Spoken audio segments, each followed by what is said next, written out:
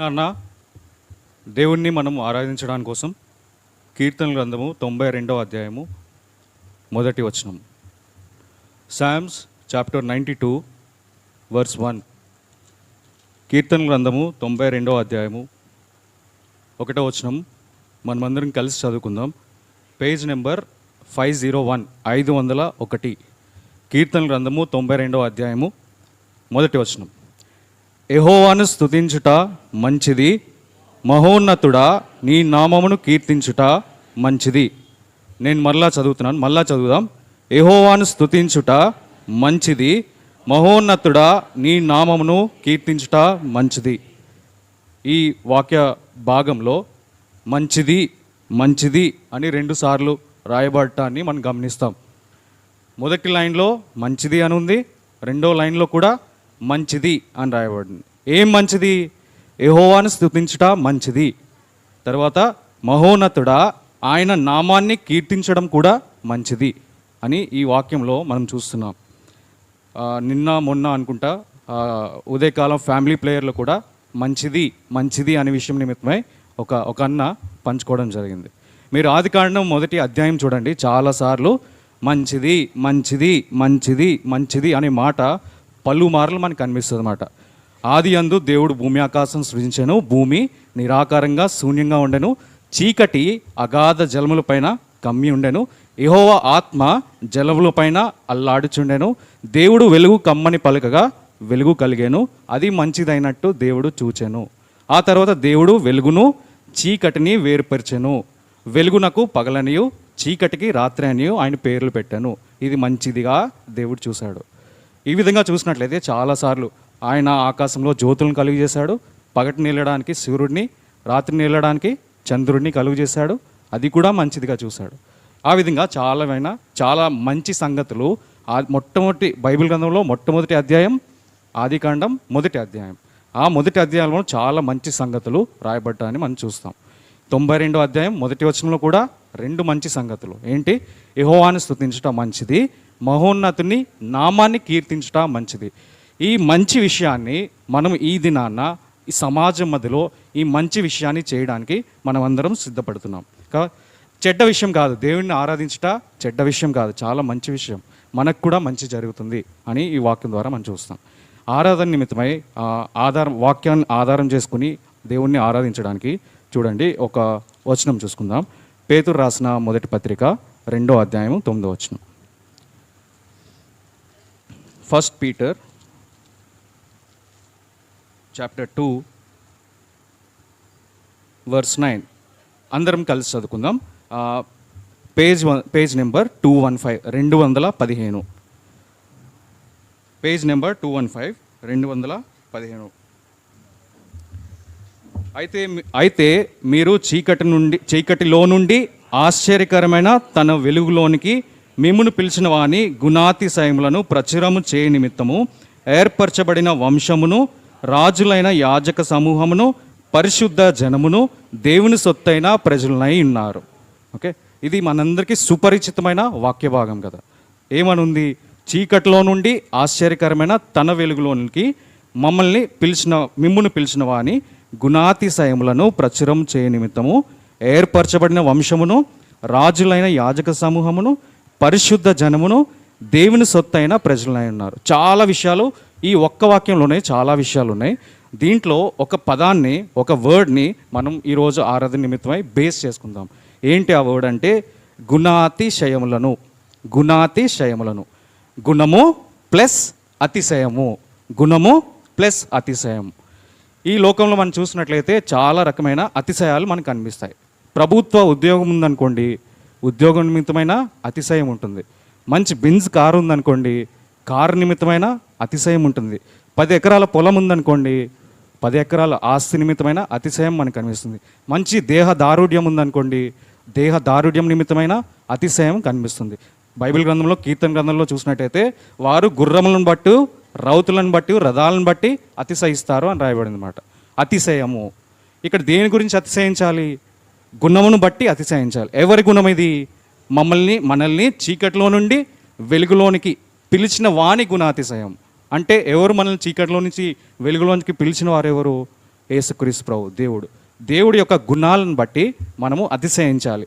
అతిశయించడం మాత్రమే కాదు, వాటిని ప్రచురపరచాలని కూడా ఆ వాక్యంలో మనం రాయబడింది. గుణము అంటే ఏంటి? తత్వము. గుణము అంటే తత్వము. ఒక పాము ఉందనుకోండి, పాము యొక్క గుణం ఏంటి? కాటువేయట. తేలు ఉందనుకోండి, తేలు యొక్క గుణం ఏంటి? కుట్టడం. అదేవిధంగా మీరు చాలా విషయాలు, ఈ అయస్కాంతం ఉందనుకోండి, అయస్కాంతం యొక్క గుణం ఏంటి? ఆకర్షించుట. దేవుడికి కూడా గుణాలు ఉన్నాయన్నమాట. ఓకే, గుణాలు ఉన్నాయి. ఒక వాక్యం చూడండి, హెబ్రీయులకు రాసిన పత్రిక మొదటి అధ్యాయంలోనే మనకి ఒక వర్డ్ కనిపిస్తుంది, చూద్దాం. హెబ్రీయులకు రాసిన పత్రిక మొదటి అధ్యాయం, హెబ్రీయులకు రాసిన పత్రిక మొదటి అధ్యాయము 2వ వచనము, పేజ్ నెంబర్ 200, 200. హెబ్రీయులకు రాసిన పత్రిక మొదటి అధ్యాయము 2వ వచనం. ఆ దినముల అంతమందు కుమారుని ద్వారా మనతో మాట్లాడాను. ఆయన ఆ కుమారుని సమస్తమునకు వారసునిగా నియమించెను. ఆయన ద్వారా ప్రపంచంలో నిర్మించెను. ఆయన దేవుని మహిమ యొక్క తేజస్సును, ఆయన తత్వం యొక్క మూర్తిమంతమునై ఉండి తన మహత్తు గల మాట చేత సమస్తమును నిర్వహించచ్చు. చాలు. ఈ 3వ వచనం మనం చూసినట్లయితే, ఆయన దేవుని మహిమ యొక్క తేజస్సును, ఆయన తత్వం యొక్క మూర్తిమంతమునై ఉండి దేవదూతుల కంటే ఎంత శ్రేష్టమైన నామం పొందినో వారికంటే అంత శ్రేష్ఠుడై ఉన్నత లోకమందు మహామగుడగు దేవుడి కురిపార్శన కూర్చునడానికి కింద వరకు రాయబడి. మొట్టమొదట్లో ఏముంది? ఆయన దేవుని మహిమ యొక్క తేజస్సు, ఆయన తత్వం యొక్క మూర్తిమంతం. తత్వం యొక్క మూర్తిమంతం అంటే ఇంగ్లీష్లో ఏం రాయబడింది? He is reflection of God's radiance and exact representation of his being అని రాయబడింది అన్నమాట. అంటే రిఫ్లెక్షన్, తత్వము ఆఫ్ హిస్ బీయింగ్ అని రాయబడింది ఇంగ్లీష్లో. బీయింగ్ అంటే దేవుడు ఏమై ఉన్నాడో అది మాట తత్వం అంటే. తత్వము, గుణము అని రాయబడింది. ఇంకో వచనం చూద్దాం, కొలస్సీలకు రాసిన పత్రిక 2వ అధ్యాయం. కొలస్సీలకు రాసిన పత్రిక 2వ అధ్యాయం,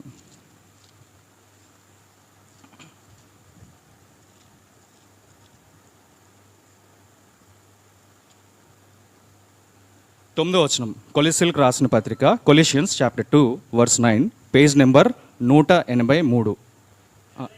ఏలైనగా దేవత్వం యొక్క సర్వ పరిపూర్ణత శరీరముగా క్రీస్తునందు నివసించుచున్నది. ఇక్కడ మనం చూసినట్లయితే దేవత్వం యొక్క సర్వ పరిపూర్ణత ఎవరి యందు నివసిస్తుంది?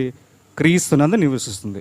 ఒక మాట ఉంది ఏంటంటే దేవత్వము, దేవుడు ప్లస్ తత్వము, దేవుడు ప్లస్ తత్వం అన్నమాట.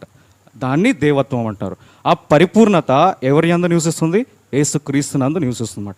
ఒక మనిషిని తీసుకున్నారనుకోండి, ఆ మనిషిలో 100% ప్రేమ. ఒక మనిషిని తీసుకున్నారనుకోండి, ఆ మనిషిలో 100% దీర్ఘశాంతము. ఒక మనిషిని తీసుకున్నారనుకోండి, ఆ మనిషిలో 100% దయాలుత్వము. ఒక మనిషిని తీసుకున్నారనుకోండి, ఆ మనిషిలో 100% కనికరము. ఒక మనిషిని తీసుకున్నారనుకోండి, ఆ మనిషిలో 100% పరిశుద్ధత. ఇవన్నీ తీసుకుని ఒక మనిషిని తయారు చేసుకోరనుకోండి, ఆ మనిషి ఎలా ఉంటాడంటే ఎగ్జాక్ట్ యేసు ప్రభువులా ఉంటాడు అన్నమాట. అంటే యేసు ప్రభువులో సర్వ పరిపూర్ణత కనిపిస్తుంది. అన్ని గుణలక్షణాలు ఆయనలో దాచబడి నిక్షిప్తమైనమాట. ఆయన్ని ఆరాధించడానికి మనం వచ్చాం. ఆయన యొక్క గుణాతిశయాలను ప్రచురం చేయడానికి మనం వచ్చాం. గుణము ప్లస్ అతిశయం అని చూసాం. ఏంటి? పేతురు రాసిన మొదటి పత్రిక 2వ అధ్యాయం 9వ వచనం. హెబ్రీయులకు రాసిన గ్రంథంలో మొదటి అధ్యాయంలో ఆయన దేవుని మహిమ యొక్క తేజస్సును, ఆయన తత్వం యొక్క మూర్తిమంతమై ఉన్నాడని రాయబడుతూ వచ్చింది. ఇక్కడ దేవత్వం యొక్క సర్వ పరిపూర్ణత ఆయన యందు ఉంది అని రాయబడుతూ వచ్చింది. ఈ గుణాన్ని బట్టి దేవుణ్ణి మనం ప్రచురపరచాలి. ఈ గుణం అనేది ఇంటర్నల్ థింగ్ అన్నమాట, లోపల ఉండేది. యేసుక్రీస్తు ప్రభువు మన కోసం ఈ లోకానికి వచ్చారు కదా. యేసుక్రీస్తు ప్రభు మన కోసం రక్తాన్ని కార్చాడు కదా. యేసుక్రీస్తు ప్రభు మన కోసం సిలువలో తాను యాగం చేసుకున్నాడు కదా. ఒకవేళ యేసుక్రీస్తు ప్రభు మన కోసం ఈ లోకానికి రాలేడు అనుకోండి, మనం ఆయన్ని ఆరాధించకూడదా? ఒకవేళ యేసుక్రీస్తు ప్రభు మన కోసం రక్తం కార్చలేదనుకోండి, ఆయన్ని ఆరాధించకూడదా? యేసుక్రీస్తు ప్రభు మన కోసం చనిపోయి తిరిగి లేవలేదనుకోండి, మనం ఆరాధించకూడదా? అప్పుడు ఆయన ఆరాధనకి యోగ్యుడు కాదా? ఆలోచిస్తే ఇది మొట్టమొదటి 3 తలంపులు నేను మీ మధ్య పంచుకుంటాను. ఓకే, మొట్టమొదటి తలంపు ఏంటంటే యేసుక్రీస్తు ప్రభు మన కోసానికి ఈ లోకంలోకి రాకపోయినా సరే ఆయన ఆరాధనకి యోగ్యుడు. యేసుక్రీస్తు ప్రభు మన కోసం తన చేతుల్లో మేకులు, పాదల్లో మేకులు, పక్కలో బల్లెప్పొట్టు, తలలో ముండ్ల కిరీటం పెట్టుకోకపోయినా సరే ఆయన ఆరాధనకి యోగ్యుడు. ఆయన మన నిమిత్తం చనిపోయి తిరిగి లేకపోయినా సరే ఆయన ఆరాధనకి యోగ్యుడు. ఎందుకు ఆరాధనకి యోగ్యుడు అంటే గుణం ఉంది మాట, లోపల గుణం ఉంది. ఆయన తత్వాన్ని బట్టి చాలు మనం ఆయన్ని ఆరాధించడానికి ఆయనలో యోగ్యత కనిపిస్తుంది అన్నమాట. మన కోసం ఏం చేయని అవసరం లేదు. ఆయన కేవలం ఆయన తత్వాన్ని బట్టే మనం దేవుడిని ఆరాధించడానికి యోగ్యుడు. అయినా సరే యేసుక్రీస్తు ప్రభు మన కోసం చాలా విషయాలు చేస్తాడు. ఇవన్నీ మనకి స్వస్థత ఇవ్వకపోయినా, మనకు రక్షణ ఇవ్వకపోయినా, మన నిమిత్తమై ఆయన రక్తం కార్చకపోయినా, మన నిమిత్తమై ఆయన చనిపోకపోయినా సరే ఆయన ఆరాధనకి యోగ్యుడు అన్నమాట. పరిశుద్ధతను బట్టి ఆయన మహనీయుడు. కీర్తనలు బట్టి ఆయన పూజడానికి రాయబడుతూ వచ్చింది. ఓకే, ఇది మొట్టమొదటి తలంపు మాట. అంటే దేవుడు మన కోసం ఏం చేయకపోయినా సరే యేసుక్రీస్తు ప్రభు ఆరాధనకు యోగ్యుడు. ఎందుకు? గుణం, ఆయన యొక్క గుణం బట్టి, ఆయన యొక్క తత్వాన్ని బట్టి దేవుడిని మనం ఆరాధించడానికి. ఆయన గుణాలు ఏంటి? బైబిల్ గ్రంథంలో మీరు పత్రికలు చదవండి, చాలా గుణాలు కనిపిస్తాయి. హెబ్రీయులకు రాసిన పత్రిక 7:26 వచనం అనుకుంటా. ఆయన పవిత్రుడు, నిర్దోషియు, నిష్కల్మషుడును, పాపుల్లో చేరక ప్రత్యేకంగా ఉన్నవాడు, ఆకాశ మండలం కంటే మిక్కిలి హెచ్చైన ప్రధాన యాజకుడు అని రాయబడింది. కొలసలు రాసిన పత్రికలో మీరు చూసినట్లయితే ఆయన ఆది సంభూతుడు అని రాయబడుతూ వచ్చింది. తిమోతిలో రాసిన పత్రికలో మీరు చూసినట్లయితే ఆయన సమీపింపరాని తేజస్సులో వసించే దేవుడు, అమరత్వం కలిగిన దేవుడు అని రాయబడుతూ వచ్చింది. చాలా తత్వాలు బైబిల్ గ్రంథంలో మనకి కనిపిస్తాయి. ఇది మొదటి తలంపు. ఆయన గుణాతిశయాలను బట్టి మనము దేవుణ్ణి యెహోవాను ఆరాధించుట, ఆయన్ని స్తుతి చెల్లించుట మంచిది, ఆయన నామంని కీర్తించుట మంచిది. దాంట్లో మొదటి తలంపు ఏంటంటే ఆయన గుణాలను బట్టి, ఆయన మన కోసం ఏం చేయకపోయినా సరే హీఈస్ వర్ది ఆఫ్ వర్షిప్, దేవుడు ఆరాధనకి యోగ్యుడు. రెండో తలంపు ఏంటంటే ఒక గుణం చూద్దాం. యేసుక్రీస్తు ప్రభులో ఉన్న గుణాతిశయాలు, గుణాలను బట్టి అతిశయించాలి ప్లస్ ప్రచురపరచాలి కదా, అటువంటి ఒక్క గుణం ఇది చూద్దాం. ఇది రెండో తలంపు. చూడండి, మనందరికి తెలిసిన వాక్యమే యెషయా గ్రంథం 6వ అధ్యాయం. యెషయా గ్రంథము 6వ అధ్యాయం.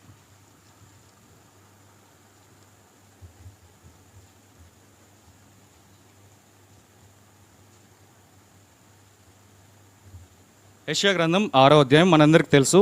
ఇది చాలా సుపరిచితమైన వాక్య భాగమే. నేను ఫాస్ట్గా చదివేస్తాను, సమయం చాలా ఎక్కువైపోతుంది. రాజైన ఉజ్జియా మృతి నొందిన సంవత్సరంన అత్యున్నత సింహాసనం మందు ప్రభువు ఆసీనుడై ఉండగా నేను చూచితిని. ఆయన చొక్కాయి అంచులు దేవాలయం నుండి కొనెను. ఆయనకు పైగా శరాపులు నిలిచి ఉండేవి. ఒక్కొక్కరికి 6 రెక్కలుండెను. ప్రతివాడు 2 రెక్కలతో తన ముఖమును, 2 రెక్కలతో తన కాళ్ళను కప్పుకొనుచు రెంటితో ఎగురుచుండెను. వారు సైన్యములకు అధిపతియగు యెహోవా పరిశుద్ధుడు, పరిశుద్ధుడు, పరిశుద్ధుడు, సర్వలోకము ఆయన మహిమతో నిండి ఉన్నది అని గొప్ప స్వరంతో గాన ప్రతిగానములు చేశాను. ఈ సందర్భం ఏంటి? రాజైన ఉజ్జియా మృతి నొందిన సంవత్సరాన యెషయా భక్తుడికి ఒక దర్శనం కలిగింది. ఏంటి ఆ దర్శనం? ఆయన అత్యున్నత సింహాసనం పైన ఆసీనుడై ఉన్నాడనమాట. ప్రభు ఆసీనుడై ఉండగా చూశాడు. చూస్తే అక్కడ చొక్కాయ అంచులు దేవాలయాన్ని నిండుకున్నాయంట. ఆ తర్వాత దూతలు కనిపిస్తున్నారు. ఆ దూతల యొక్క వర్ణన ఎలా ఉంది? 2 రెక్కలు ఉన్నాయి. ఆ 2 రెక్కలతో ఏం కప్పుకుంటున్నారు? ముఖం కప్పుకుంటున్నారు. 2 రెక్కలతో తమ ముఖమును, తర్వాత ప్రతివాడు 2 రెక్కలతో తన ముఖమును, 2తో తన కాళ్ళను, 2తో ఎగురుచున్నారు అన్నమాట. 6 రెక్కలు ఉన్నాయి దూతలకి.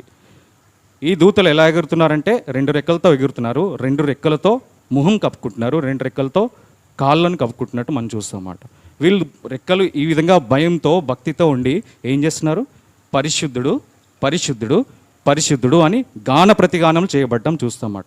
మన దేవుడిలో ఉన్న ఒక గుణం ఏంటంటే ఆయన పరిశుద్ధుడు, హోలీనెస్. యేసుక్రీస్తు ప్రభులో పరిశుద్ధత ఉంది, ఆయనలో పాపం లేదు. త్రియేక దేవుడైన దేవుడిలో పరిశుద్ధత మనకు ఈ గుణాన్ని బట్టి ఈ దూతలు అనేవారు దేవుణ్ణి ఆరాధిస్తున్నట్లు మనం చూస్తాం. దూతలు అనే శరాపులు అని రాయబడింది పైన, శరాపులు అని రాయబడి కింద ఏముంది ఫుట్ నోట్లో? మహాదూతలు. అంటే దూతల్లో కూడా హైరార్కీ కనిపిస్తుంది అన్నమాట. వీళ్ళు మామూలు దూతలు కూడా కాదు, మహాదూతలు. వీళ్ళు రెక్కలతో ఎగురుతూ, రెక్కలతో మొహాన్ని, కాళ్ళని కప్పుకుంటూ పరిశుద్ధుడు, పరిశుద్ధుడు, పరిశుద్ధుడు అని దేవుణ్ణి ఆరాధించడం మనం చూస్తాం. ఈ యెషయా గ్రంథం ఎప్పుడు రాయబడింది? క్రీస్తు పూర్వం దాదాపు 600-700 BC టైంలో రాయబడింది. అప్పటికి యేసుక్రీస్తు ప్రభు ఇంకా ఈ లోకంలోకి రాలేదు, మన కోసం చనిపోలేదు. చనిపోవడానికంటే ముందే దూతలు కూడా ఆరాధిస్తున్నట్టు మనం చూస్తాం అన్నమాట. ఇది ఎక్కడ రాయబడింది? యెషయా గ్రంథం 6వ అధ్యాయంలో. జనరల్గా మనము ఈ పరిశుద్ధుడు అనే ఈ యొక్క సందర్భం యెషయా భక్తుడికే జరిగిందని మనం అనుకుంటాం. సాధారణంగా ఇది ఎక్కువ సుపరిచితమైన భాగం. కానీ మనం బైబిల్ గ్రంథంలో చూసినట్లయితే ఇంకా 2 సందర్భాల్లో కూడా ఈ సేమ్ ఇలాంటి దర్శనమే వేరే వేరే భక్తులు కూడా కలగడాన్ని మనం చూస్తాం. అది మనకు అంత పరిచయం ఉండదు. చూడండి, అలాంటి 2 సందర్భాలు మనం చూద్దాం. యెహెజ్కేలు గ్రంథం మొదటి అధ్యాయం. యెహెజ్కేలు గ్రంథం మొదటి అధ్యాయం.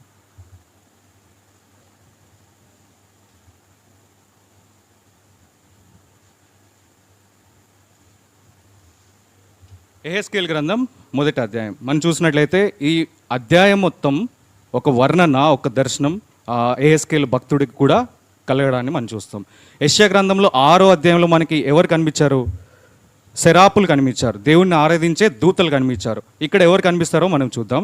చాలా పెద్ద అధ్యాయం. నేను ఎక్కడెక్కడైతే మనకి అవసరమో అది నేను ఫాస్ట్గా చదివేస్తాను. మొదటి అధ్యాయంలో చూడండి, 5వ వచనం అనుకుంటా. దానిలో నుండి 4 జీవుల రూపములు గల ఒకటి కనబడెను. వాటి రూపము మానవ స్వరూపం వంటిది. ఒక్కొక్క దానికి 4 ముఖములను 4 రెక్కలను కలవు. వాటి కాళ్ళు చక్కగా నిలబడినవి. వాటి అరకాళ్ళు పెయ్య కాళ్ళ వలె నుండెను. అవి తలతలలాడు ఇత్తడి వలె నుండెను. వాటి 4 ప్రక్కల రెక్కల క్రింద మానవ హస్తముల వంటి హస్తములు ఉండెను. 4 ముఖములను రెక్కలను ఉండెను అని రాయబడుతూ వచ్చింది. తర్వాత ఆ 4 ఎదుట ముఖ రూపములు మానవ ముఖం వంటివి, కుడి పార్శ్వపు రూపములు సింహం ముఖం వంటివి, ఎడమ పార్శ్వపు ముఖములు ఎద్దు ముఖము వంటివి, 4 పక్షిరాజు ముఖములు వంటి ముఖములు కలవు అని రాయబడింది. ఎవరిని చూస్తున్నాడు యెహెజ్కేలు భక్తుడు? ఇక్కడ 4 జీవులని చూడడం చూస్తామన్నమాట. ఈ 4 జీవులు, ఒక్కొక్క జీవికి 4 ముఖాలు ఉన్నాయంట. ఒకవైపు ఏమో సింహముఖం, ఒకవైపు మానవ ముఖం, ఒకవైపు పక్షిరాజు ముఖం, ఒకవైపు ఎద్దు ముఖం అని 4 రకాల ముఖాలు కలిగిన 4 జీవులు కనిపిస్తాయి అన్నమాట. ఈ 4 జీవులకి ఈ ముఖాలు మాత్రమే కాకుండా రెక్కలు కూడా ఉన్నట్టు మనం చూస్తాం అన్నమాట. కింద చూడండి, రెక్కలు కూడా ఉన్నాయని ఒక దగ్గర రాయబడుతుంది. ఎక్కడ? 18వ వచనం, 15వ వచనంలో కూడా ఉంది కదా. ఈ జీవులను నేను చూచుచుండగా నేల మీద ఆ 4 ఎదుట ముఖముల ప్రక్కను చక్రం వంటిది ఒకటి కనబడెను. తర్వాత 18వ వచనము, వాటి కైవారములు మిక్కిలి ఎత్తుగలవై భయంకరంగా ఉండెను. ఆ 4 కైవారములు చుట్టూ కండ్లతో నిండి ఉండెను. ఆ జీవులు కదలగా ఆ చక్రములను వాటి ప్రక్కను జరిగెను. అవి నేల నుండి లేచినప్పుడు చక్రములు కూడా లేచెను. ఆ తర్వాత కింద చూసినట్లయితే 24వ వచనం, తర్వాత అవి జరగగా నేను వాటి రెక్కల చప్పుడు వింటిని. అది విస్తారమైన ఉదకముల ఘోష వలెను, సర్వశక్తుడగు దేవుని స్వరం వలెను, దండువారు చేయు ధ్వని వలెను ఉండెను. చాలా విషయాలు ఉన్నాయి, టైం తక్కువ ఉండడం కారణంగా నేను అక్కడక్కడ చదివాను. విషయం ఏంటంటే ఈ 4 జీవులకి 4 ముక్కలు ఉన్నాయి, రెక్కలు ఉన్నాయి, తర్వాత చక్రాలు ఉన్నాయి.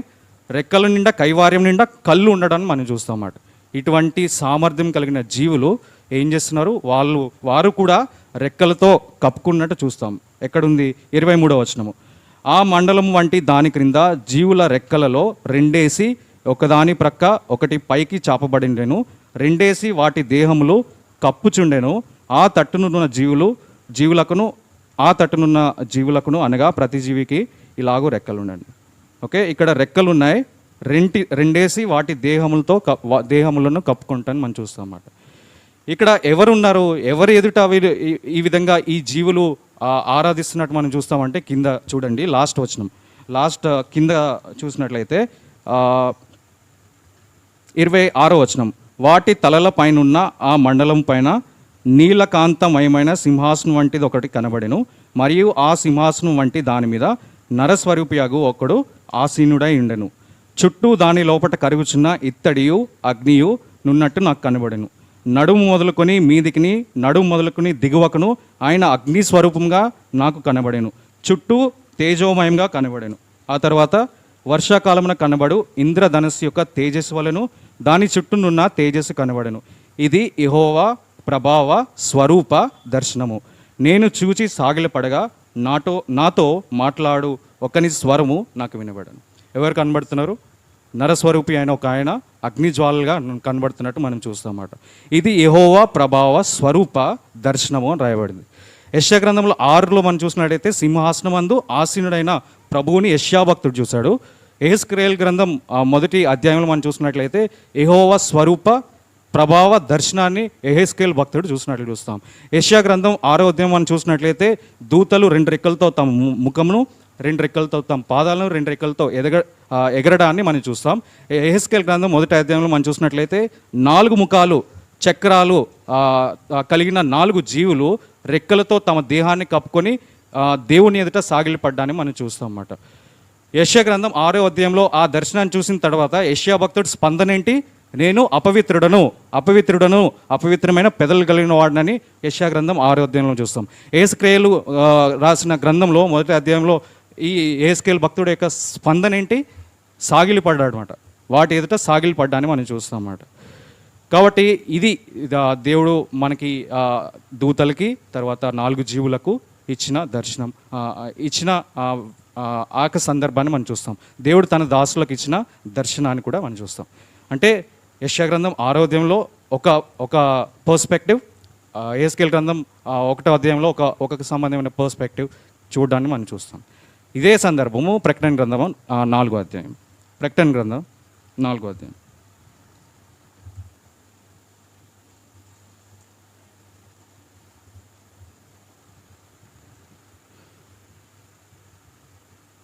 పదవచనం, ప్రకటన గ్రంథం 4వ అధ్యాయం 10వ, పేజ్ నెంబర్ 230. ఆ 24 పెద్దరు సింహాసనం నందు ఆసీనుడై ఉన్న వాని ఎదుట సాగిలపడి యుగయుగములు జీవించుచున్న వానికి నమస్కారం చేయుచు, ప్రభువా మా దేవా, నీవు సమస్తమును సృష్టించితివి, నీ చిత్తమును బట్టి అవి ఉండెను, దానిని బట్టియే సృష్టింపబడిన గనుక నీవే మహిమ ఘనత ప్రభావాలను పొందనర్హుడు అని చెప్పొచ్చు. తమ కిరీటములను ఆ సింహాసనం ఎదుట వేసిరి. ఈ దర్శనం, ఈ వెలిగింపు ఎవరికి కలిగింది? యోహాను భక్తుడికి పద్మాసు ద్వీపంలో కలగడాన్ని మనం చూస్తాం. ఈ యోహాను ఈ గ్రంథాన్ని ఎప్పుడు రాశాడు అని మనం చూసినట్లయితే ఆల్మోస్ట్ క్రీస్తు పుట్టిన తర్వాత దాదాపు 90 AD, 90 AD, 95 AD ఆ రేంజ్లో రాయడాన్ని మనం చూస్తాం. రకరకాల భక్తులకు రకరకాల వెలిగింపు దర్శనం కలిగినట్టు బైబిల్ గ్రంథంలో నుంచి మనం చూస్తాం. యెషయా గ్రంథం 6వ అధ్యాయం, యెహెజ్కేలు గ్రంథం 1వ అధ్యాయం, ప్రకటన గ్రంథం 4వ అధ్యాయం. ఈ మూడిట్లో మనం చూసినట్లయితే ఇక్కడ ప్రకటన గ్రంథంలో మనం చూసినట్లయితే 24 పెద్దలు కూడా వారి కిరీటాన్ని పడవేసి మహిమ ఘనత ప్రభావానికి ఎవరు అర్హురు? దేవుడు యేసుక్రీస్తు ప్రభు అర్హుడు అని చెప్పడాన్ని మనం చూస్తాం. మొట్టమొదటి తలంపు చూసాము, ఆయన గుణ లక్షణాలను బట్టి దేవుణ్ణి మనము ఆరాధించాలి, ప్రచురపరచాలి. రెండవది చూసినట్లయితే తలంపు ఏంటంటే ఇటువంటి ప్రభావం కలిగిన, ఇటువంటి సామర్థ్యం కలిగిన దూతలు 24 పెద్దలు 4 జీవులు యేసుప్రభు ఎదుట వారు సింహాసనుడైన దేవుణ్ణి చూచి వారు తమ వస్త్రాలను కప్పుకుని భయంతో భక్తితో పరిశుద్ధుడు పరిశుద్ధుడు పరిశుద్ధుడు అని మానక రాత్రింబగళ్ళు గాన ప్రతిగానములు చేయబడట చూస్తాం. మనకి రెక్కలు ఉన్నాయా? మనకి రెక్కలు లేవు. మనకి చక్రాలు ఉన్నాయా? చక్రాలు లేవు. మనకి 2 కళ్ళు ఉన్నాయి, అక్కడ కైవారం నిండా కళ్ళతో నిండి ఉండాలని మనం చూస్తాం. అటువంటి సామర్థ్యం కలిగిన దూతలు జీవులే దేవుని ఎదుట ఆరాధన చేసినప్పుడు మనం దూతల కంటే చాలా తక్కువ వారం, శరీర మాంసములు కలిగినట్టు వారం. మనకి చాలా లిమిటేషన్స్ ఉన్నాయి, మనం గోడలో నుంచి బయటికి వెళ్ళలేం. మత్తయి గ్రంథంలో, మత్తయి రాసిన పత్రికలో 1వ అధ్యాయం తెలుసు, గబ్రియేలు మరియకు ప్రత్యక్షమై దయాప్రాప్తురాలా నీకు శుభము అని చెప్పడాన్ని చూస్తాం. గోడలో నుంచి వచ్చారన్నమాట. వారికి చాలా శక్తి సామర్థ్యాలు, మనకంటే ఎక్కువ సామర్థ్యం కలిగిన వాళ్ళే దేవుణ్ణి ఆరాధిస్తున్నప్పుడు మనం ఎందుకు ఆరాధించకూడదు? మనం కూడా చాలా యోగ్యుడని మనం కూడా తగ్గించుకొని దేవుణ్ణి ఆరాధించ బద్దులమై ఉన్నాం. ఇది 2వ తలంపు. 3వ తలంపు చూద్దాం. యేసుక్రీస్తు ప్రభు మన కోసం ఏం చేశాడు అని 3 విషయాలు, 3 ఎక్స్చేంజెస్ జరిగాయన్నమాట. ఎక్స్చేంజ్, ట్రాన్సాక్షన్స్ బైబిల్ గ్రంథంలో జరగడాన్ని మనం చూస్తాం. చూడండి, మొట్టమొదటి విషయము కొరింథీయులకు రాసిన 2వ పత్రిక 5వ అధ్యాయము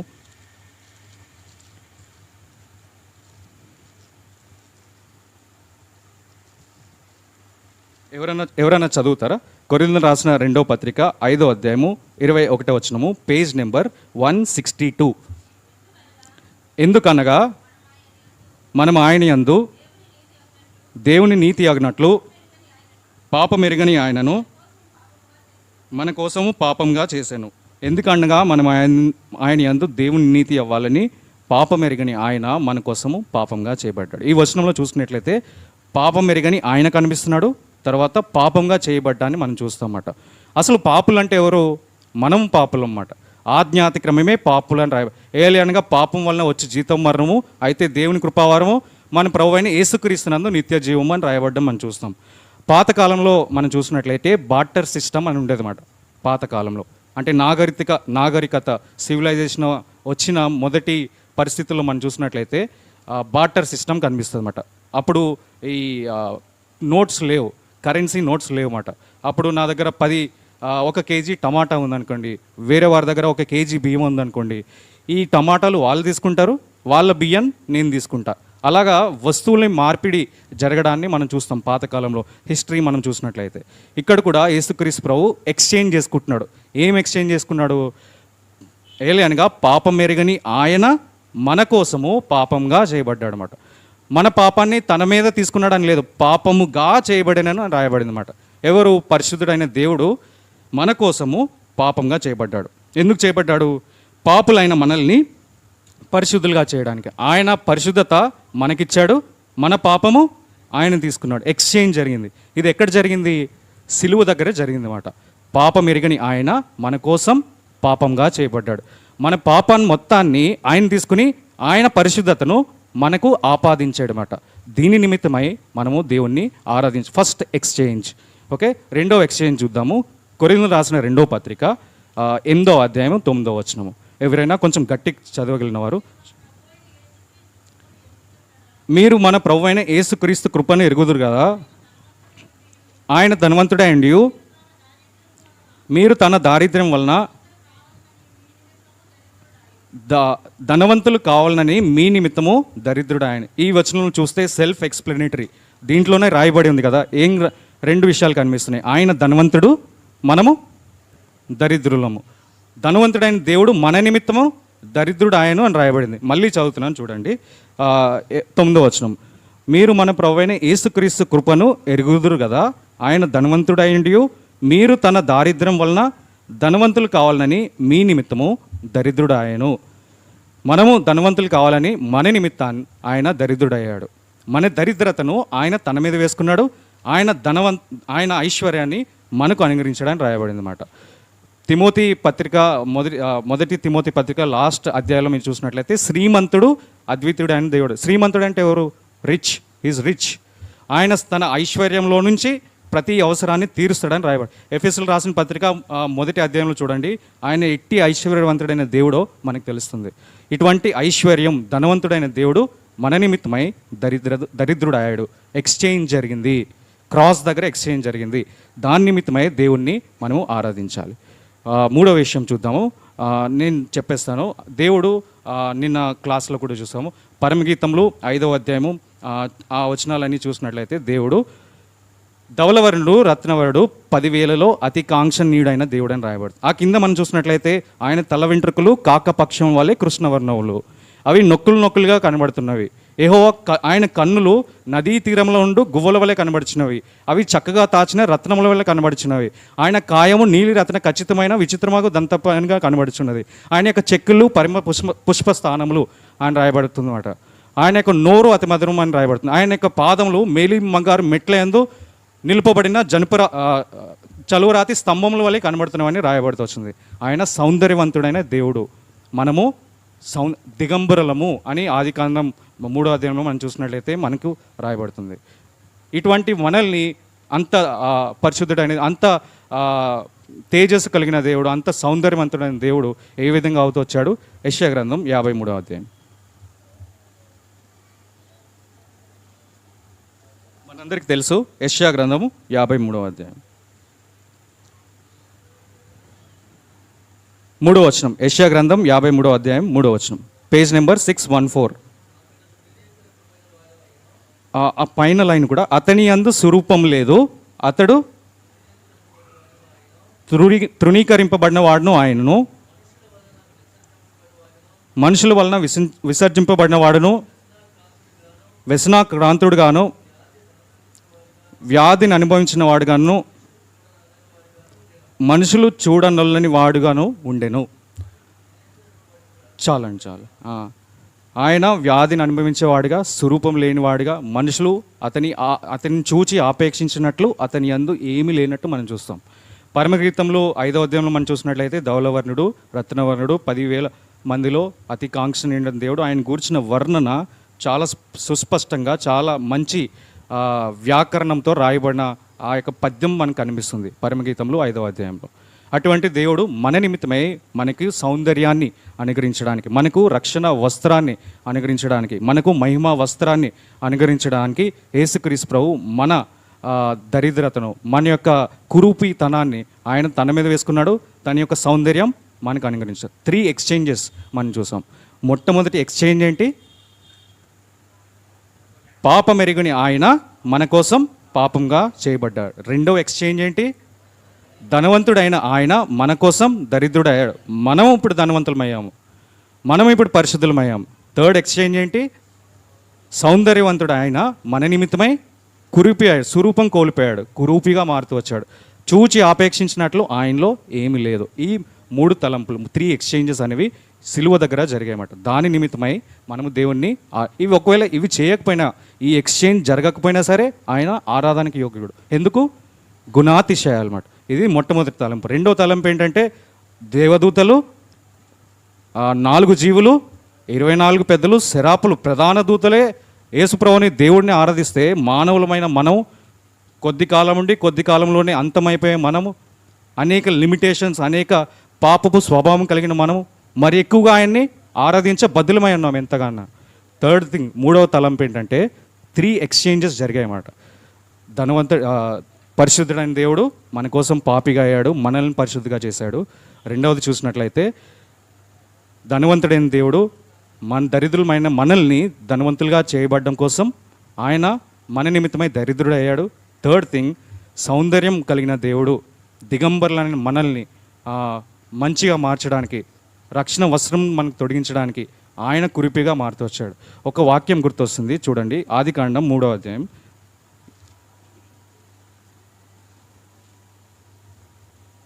ఆదికాండం 3వ అధ్యాయంలో మనం చూసినట్లయితే 21వ వచనము. ఆదికాండం 3వ అధ్యాయం 21వ వచనం. దేవుడైన యెహోవా ఆదామునకును అతని భార్యకును చర్మపు చొక్కాయలను చేయించి వారికి తొడిగించాడు. దేవుడైన యెహోవా ఆదాముకిని ఇంకా అతని భార్యకును చర్మపు చొక్కాయలు తొడిగించని రాయబడి, చేయించి వారికి తొడిగించండి. బైబిల్ పండితులు ఏం చెప్తారంటే ఈ చర్మం ఎక్కడి నుంచి వచ్చింది? ఈ చర్మం ఎక్కడి నుంచి వచ్చిందంటే ఒక జంతువుని వధించడం జరిగిందన్నమాట. అర్థమైందా? బైబిల్ పండితులు ఏం చెప్తారంటే బహుశా ఆ యొక్క జంతువు గొర్రెపిల్ల అయి ఉండొచ్చు అని చెప్తారు. ప్రకటన గ్రంథం 5వ అధ్యాయం చూద్దాము ఒక మాట.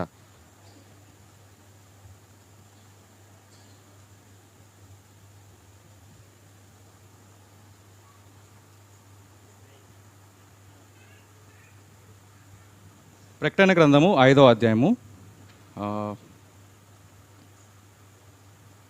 6వ వచనము. ప్రకటన గ్రంథము 5వ అధ్యాయం 6వ వచనం. మరియు సింహాసనమునకును ఆ 4 జీవులకును పెద్దలకు మధ్యను వధింపబడినట్లుండిన గొర్రెపిల్ల నిలిచిండుట చూచాను. ఆదికాండం 3వ అధ్యాయంలో మనం చూసినట్లయితే వారు దిగంబరులుగా ఉన్నప్పుడు చర్మపు చొక్కాయలు చేయించినట్టు చూస్తాం. ఈ చర్మం ఎక్కడి నుంచి వచ్చిందంటే ఒక జంతువు వధింపబడింది. ప్రకటన గ్రంథం 5వ అధ్యాయం మనం చూసినట్లయితే వధింపబడిన ఎవరు కనిపిస్తున్నారు? గొర్రెపిల్ల. ఆయన గురించి ఏం రాయబడుతూ వచ్చింది? ఇదిగో లోక పాపములను మోసుకొని పోవు దేవుని గొర్రెపిల్ల. ఎవరు ఆయన? యేసుక్రీస్తు ప్రభు. మనకి దిగంబరులైన మనకి వస్త్రాలను కలిగించడానికి ఆయనే బలి అవుతూ వచ్చాడు, ఆయనే వధింపబడ్డాడు. దాని నిమిత్తమై మనం దేవుణ్ణి ఆరాధించబద్దులైనాం. చివరిగా కీర్తన గ్రంథం 92వ అధ్యాయం 1వ వచనం మరలా చదువుకుని ఆరాధనలోకి వెళ్తాం.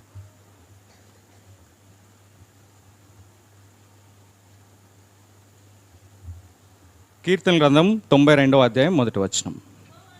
అందరు కలిసి చదువుకుందామా? యెహోవాను స్తుతించటం మంచిది, మహోన్నతుడా నీ నామమును కీర్తించటం మంచిది. మరలా చదువుకుందాం.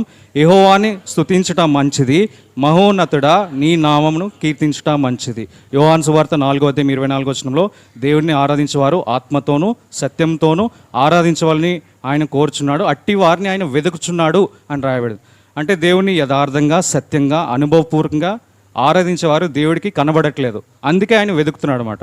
ఇది ఈ వాక్యాన్ని ఆరాధన చేసుకొని ప్రవ్వా నా నిమిత్తమై ఇన్ని మేలు చేస్తొచ్చో నీ గుణాలను బట్టి నీకు వందనాలు, నేను నిన్ను స్తుతిస్తున్నాను. ప్రవ్వా నీవు నా నిమిత్తమై చేస్తూ వచ్చిన మేళ్ళని బట్టి నీకు వందనాలు, నేను నిన్ను స్తుతిస్తున్నాను. దూతలే ఆరాధిస్తున్నారు ప్రవ్వా నిన్ను, 24 పెద్దలు ఆరాధిస్తున్నారు ప్రవ్వా నిన్ను, ప్రధాన పెద్దలే 24 పెద్దలే నిన్ను ఆరాధిస్తున్నారు ప్రభా, ప్రధాన దూతలు ఆరాధిస్తున్నారు ప్రభా, నేనెంతటి వాడిని, నేను కూడా నిన్ను ఆరాధించబద్దుడను అని దేవుడిని మనం ఆరాధించాలి. ప్రభా, దరిద్రుడైన నన్ను ధనవంతుడా చేయడానికి నువ్వు దరిద్రుడు అయ్యావు ప్రభా, నీకు వందనాలు. ధనవంతుడైన ప్రభా, పాపం మెరుగని నీవు నా నిమిత్తమై పాపిగా మారుతూ వచ్చావు ప్రభా, నీకు వందనాలు. సౌందర్యం లేని నన్ను దిగంబరిగా ఉన్నాను నాకు వస్త్రం కలిగించడానికి, సౌందర్యం కలిగిన నీవు, తేజస్సు కలిగిన నీవు నా నిమిత్తమై కురుపిగా మారుతూ వచ్చావు ప్రభా, నీకు వందనాలు. యెహోవాను స్తుతించడం మంచిది, మహోన్నతుడా నీ నామమును కీర్తించడం మంచిది. దేవుడి వాక్యం దీవించుగా.